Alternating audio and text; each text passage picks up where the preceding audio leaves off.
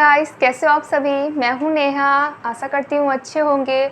Last class में हम लोगों ने प्रिंसिपल ऑफ इनहेरिटेंस का क्वेश्चन किया था। वो एक्चुअली प्रिंसिपल ऑफ इनहेरिटेंस का था, बट मैंने वो मॉलिक्यूलर बेसिस ऑफ इनहेरिटेंस बोल दिया था, क्योंकि जो दोनों चैप्टर है वो ऑलमोस्ट जब मैंने पढ़ा था तो दोनों सेम ही लगते हैं, एक दूसरे से बहुत इंटर रिलेटेड है। इसलिए आप इतना मत लीजिएगा कि प्रिंसिपल ऑफ इनहेरिटेंस का है या मॉलिक्यूलर बेसिस का है। वो एक्चुअली में प्रिंसिपल ऑफ इनहेरिटेंस का ही है।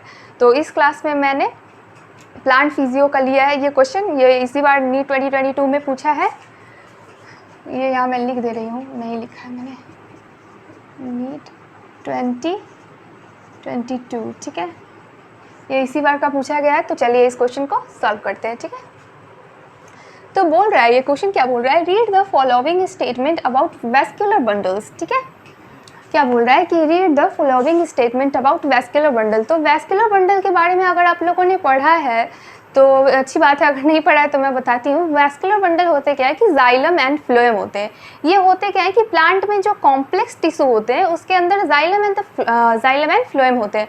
तो जाइलम वाटर कंडक्ट करता है एंड जो फ्लोएम है वो फूड, ऑर्गेनिक फूड जो बन जाता है, जब लीव्स में जब ऑर्गेनिक फूड प्रिपेयर हो जाता है तो उसके बाद वो फ्लोएम कंडक्ट करता है और वो बाई डायरेक्शनल और मल्टी डायरेक्शनल में जाता है, ठीक है। इससे भी रिलेटेड क्वेश्चन पूछा गया था, हालांकि मैं ये बाद में करा दूंगी, टेंशन मत लीजिए इसके लिए। चलिए पहले इस वाले क्वेश्चन पे फोकस करते हैं। तो आपको समझ में आ गया होगा कि वैस्कुलर बंडल किसको कहते हैं। जाइलम एंड फ्लोएम दोनों मिला करके बनता है वैस्कुलर बंडल, जो कि मेन है, वाटर ट्रांसपोर्टिंग एलिमेंट है और एक फूड ट्रांसपोर्टिंग है। तो ठीक है, चलिए स्टार्ट करते हैं इसको। वैस्कुलर बंडल क्या है समझ गए होंगे। तो बोल रहा है कि read the following statement about vascular bundle. तो ये वैस्कुलर बंडल के बारे में ही जितना भी स्टेटमेंट दिया हुआ है वो सिर्फ और सिर्फ वैस्कुलर बंडल के बारे में दिया हुआ है। तो देखिए, in root, xylem and phloem in a vascular bundle are arranged in an alternate manner along different radii। तो रूट में जो वैस्कुलर बंडल होता है वो along different ready, alternate manner में प्रेजेंट होता है, along different ready, like this. यहाँ देखिए मैं बना देती हूँ, आप देखिए इसको ध्यान से देखिएगा, ठीक है। अगर एनसीईआरटी का बुक अगर आपने पढ़ रखा होगा तो आपने देखा होगा ये क्रॉस सेक्शन इस तरीके से रहता है, 1 2 3 4 5 something is like this. And यहाँ पे ये आपका ये जाइलम का बंडल है, टोटल ये जाइलम का बंडल है, ठीक है। ये थोड़ा ये फ्लोएम का बंडल है, कुछ इस तरीके से यहाँ पे फ्लोएम का बंडल प्रेजेंट रहता है। इस जाइलम फिर यहाँ पे फॉर्म करता है, इतना नहीं बनाती हूँ, ठीक है। और फिर यहाँ पे फ्लोएम फॉर्म करता है लाइक दिस, देखिए आप, ये यहाँ पे आपका फ्लोएम फॉर्म करेगा, ये जाइलम फॉर्म करेगा, ये यहाँ पे फ्लोएम फॉर्म करेगा। एक मिनट रुक जाइए आपको।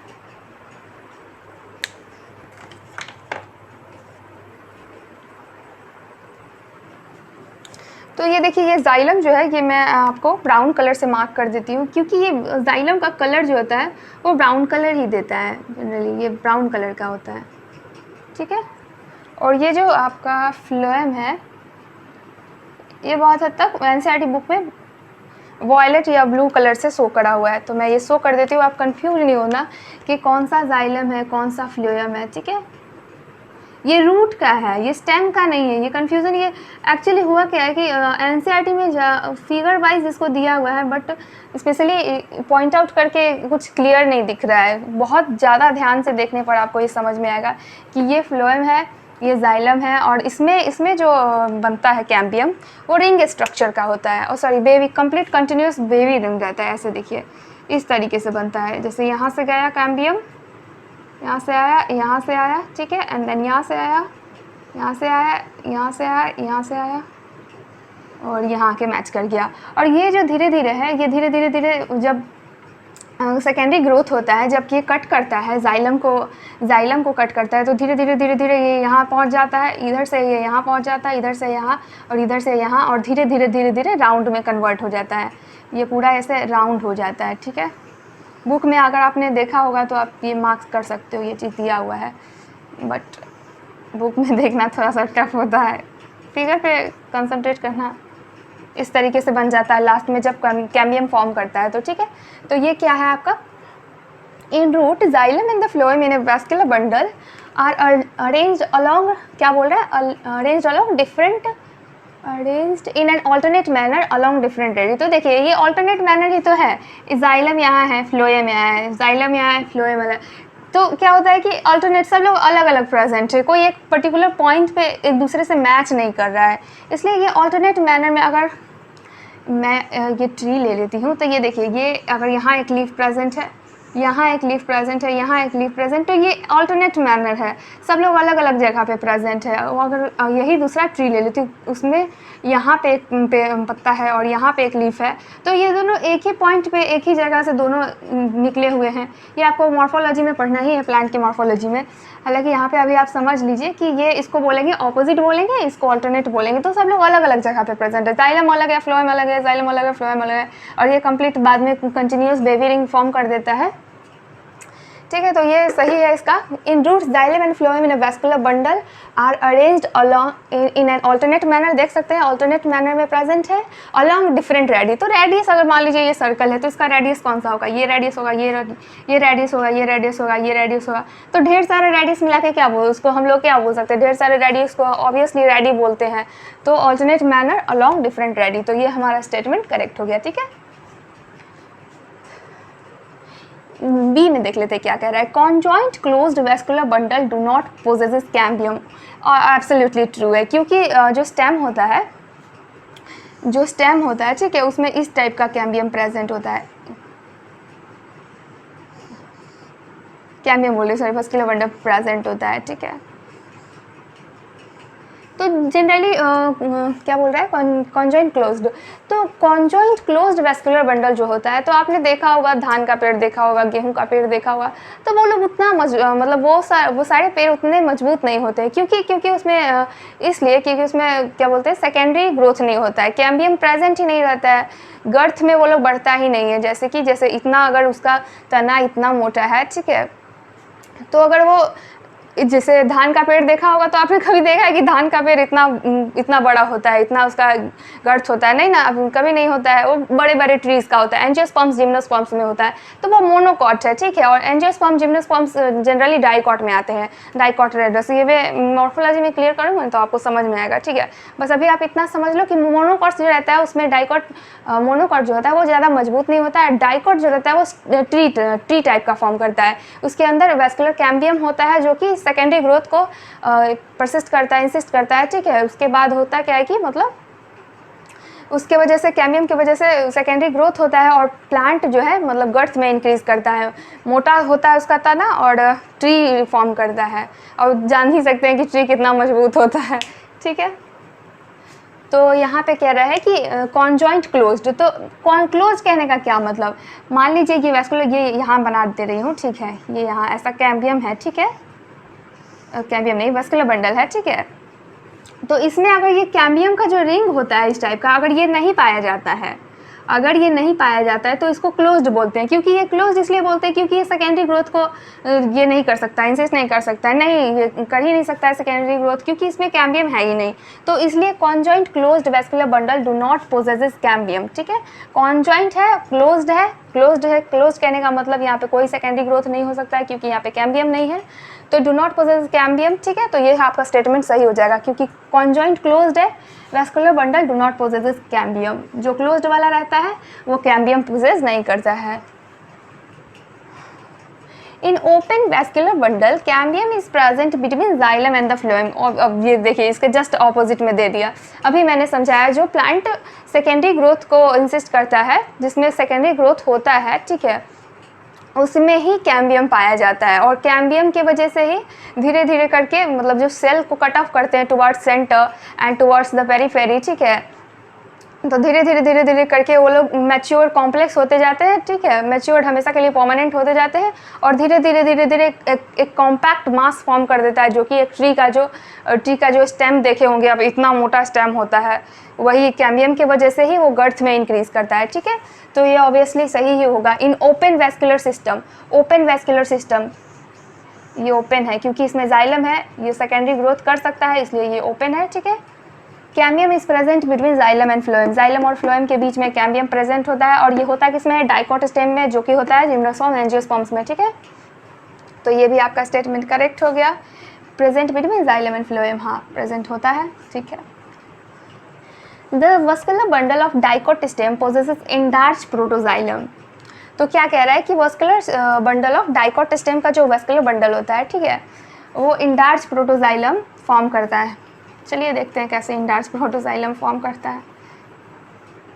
Vascular bundle of dicot stem पर, तो देखिए ये अगर मान लीजिए ये मैंने ले लिया एक स्टेम है, ठीक है, इसमें रिंग स्ट्रक्चर फॉर्म करता है। वस्कुलर बंडल जो होता है वो रिंग स्ट्रक्चर फॉर्म करता है, आपने पढ़ा होगा, या फिर अगर नहीं पढ़ा है तो यहाँ पे देख लीजिए, कोई दिक्कत नहीं है।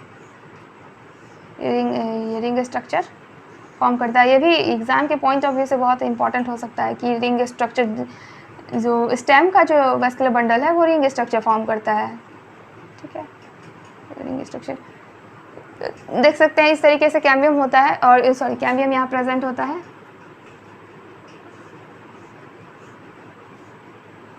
ठीक है। In the vascular bundle of dicot stem possesses endarch protoxylem. तो पहले आप ये समझो कि इंडार्च प्रोटोजाइलम कहते किसको है। तो फर्स्ट फॉर्म्ड जाइलम को, जो जाइलम पहले बनता है, जो जाइलम पहले बनता है उसको बोलते हैं प्रोटोजाइलम, ठीक है। और जो जाइलम बाद में बनता है, सेकेंडरी ग्रोथ के टाइम पे बनता है, उसको बोलते हैं मेटाजाइलम। इस चीज़ को समझो, ये इंपॉर्टेंट है। जो फर्स्ट फॉर्म्ड प्राइमरी जाइलम है उसको हम लोग क्या बोलते हैं, प्रोटोजाइलम बोलते हैं। जो फर्स्ट फॉर्म्ड होता है उसको प्रोटोजाइलम बोलते हैं, एंड जो लेटर फॉर्म्ड होता है उसको हम लोग मेटाजाइलम बोलते हैं। तो ये मैं आपको बता क्यों रही हूँ, क्योंकि इसलिए बता रही हूँ कि जो जाइलम और फ्लोएम का जो पोजीशन होता है स्टेम में, वही डिटरमाइन करता है कि वो इंडार्च प्रोटोजाइलम है या एक्सार्च प्रोटोजाइलम है। तो चलिए बताती हूँ, यहाँ फिगर के थ्रू आपको समझाती हूँ। देखिए जस्ट लाइक ये स्टेम है अगर, ठीक है, ये इसका जाइलम फ्लोएम है, ये आपका जाइलम है, ये सॉरी ये आपका जाइलम है, ये आपका फ्लोएम है।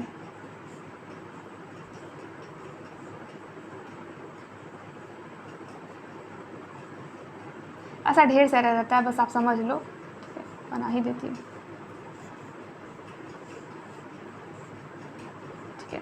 तो ये है, देखिए, तो स्टेम के अंदर क्या होता है कि जो पहले बना, पहले प्रोटोजाइलम, क्या मैंने अभी आपको बताया, प्रोटोजाइलम कहने का मतलब जो पहले बना, प्रोटोजाइलम का मतलब जो पहले बना।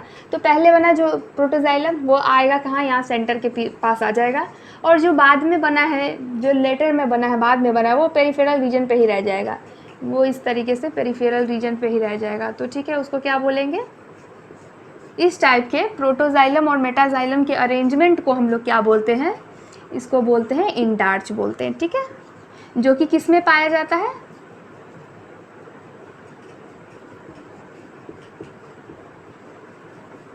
जो कि पाया जाता है स्टेम में, ठीक है। एंड इस रूट का क्या है, रूट में होता क्या है कि जो पहले जाइलम बना, ठीक है, वो जो पहले बना वो यहीं रह जाएगा, पेरिफेरल रीजन में ही रह जाएगा, ठीक है, यहीं इधर पेरिफेरल रीजन में रह जाएगा, और जो बाद में बना है वो धीरे धीरे धीरे धीरे करते करते यहाँ पे आ जाएगा। तो इस टाइप के प्रोटोजाइलम को बोलते हैं एक्सार्च प्रोटोजाइलम, एक्सार्च प्रोटोजाइलम, ठीक है। तो ये कॉम्प्लेक्सिटी इसलिए क्रिएट हो जाती है कि पहले जो बना है वो बाद में आ गया, जो बाद में बना है वो पहले आ गया, ये दोनों में इतना ज़्यादा कॉम्प्लेक्स क्रिएशन हो जाता है। तो आप इसको इस तरीके से समझ सकते हो। जब स्कूल टाइमिंग में हम लोग पढ़ते थे तो प्रार्थना होता था, तो जो बच्चे पीछे खड़े हैं और जो बच्चे आगे खड़े हैं, तो जो बच्चे आगे खड़े हैं वो पहले क्लास के अंदर जाएंगे, और जो पीछे खड़े हैं वो धीरे बाद में क्लास के अंदर जाएंगे। पहले गए तो प्रोटोजाइलम, बाद में गए तो मेटाजाइलम। ऐसा किस में होता है, रूट स्टेम में होता है, सॉरी स्टेम में होता है, लेकिन रूट में गड़बड़ हो जाता है। रूट में क्या होता है कि जो बच्चे पहले पीछे खड़े हैं वो पहले क्लास में चले जाएंगे, और जो बच्चे मतलब आगे खड़े हैं वो रुके ही रह जाएंगे, सामने में ही रुके रह जाएंगे। तो इस टाइप के प्रोटोजाइलम को क्या बोलते हैं, एक्सार्च बोलते हैं। ऑब्वियसली एक्सार्च बोलेंगे, आप समझ ही सकते हो इस एग्जाम्पल के थ्रू कि जो बाद में बना है वो पहले क्लास के अंदर जा रहा है, और जो अभी मतलब पहले बना है वो रुका हुआ है, अभी तक रुका हुआ है, पीछे इंतज़ार ही कर रहा है, पीछे ही रह गया वो, ठीक है। तो इस टाइप को बोलते हैं एक्सार्च बोलते हैं। और जो रियल है, जो पहले बना वो बीच में आ गया, जो पहले लाइन में लगा हुआ है वो पहले क्लास में चला गया, और जो बाद में लाइन में लगा हुआ है वो बाद में लाइन में क्लास में गया, तो ठीक है, क्लास में तो नहीं जाता है, वो लोग पीछे ही रह जाता है, ठीक है। तो इस टाइप को इंडार्ट्स बोलते हैं और इसको एक्सार्ट्स बोलते हैं, इसलिए डिफ्रेंशिएट करती हूँ कि आपको कोई प्रॉब्लम नहीं हो, ठीक है। The vascular bundle of dicot stem possesses endarch protoxylem, ये आपका सही हो गया ऑप्शन, ठीक है। एंड देन देख लेते हैं लास्ट में, in the monocot root usually there are more than 6 xylem bundle present, ठीक है। तो मोनोकॉट रूट में usually there are more than 6, monocot root में मोर देन 6, ये गलत हो गया, मोर देन 6 नहीं होता है, सॉरी ये गलत हो गया, क्योंकि इसलिए ऐसा होता है कि देखिए डाइकोट में होता है जनरली, अगर आप डाइकोट की बात करें तो उसमें 4 ही पैचेस होते हैं जाइलम और फ्लोएम के, ठीक है, 4 पैचेस होते हैं जाइलम और फ्लोएम के।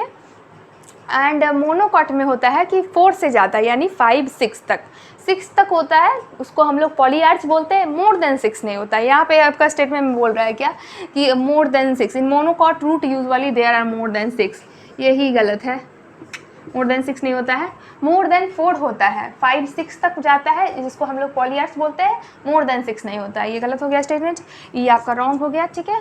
तो आप यहाँ पे देख लीजिए कौन सा है स्टेटमेंट, ये आपका सही है, ये आपका सही है, ये भी आपका सही है और ये भी आपका सही है, ठीक है। तो देख लीजिए A B C D किस में है, तो टिक द करेक्ट ऑप्शन, जो सही है उसको टिक करना है। तो B C D E इसमें E आ गया, ये ऑब्वियसली रॉन्ग हो गया, A B C D, हाँ ये बहुत हद तक सही है। देखते हैं आगे क्या कह रहा है, A C D E, इसमें भी E आ गया, cut A B C D, A B D, C तो दिया ही नहीं है, जबकि C भी सही है, तो C इसमें दिया ही नहीं है, तो ये भी रॉन्ग हो जाएगा, क्योंकि मोस्ट एप्रोप्रिएट हम लोग को आंसर चुनना रहता है।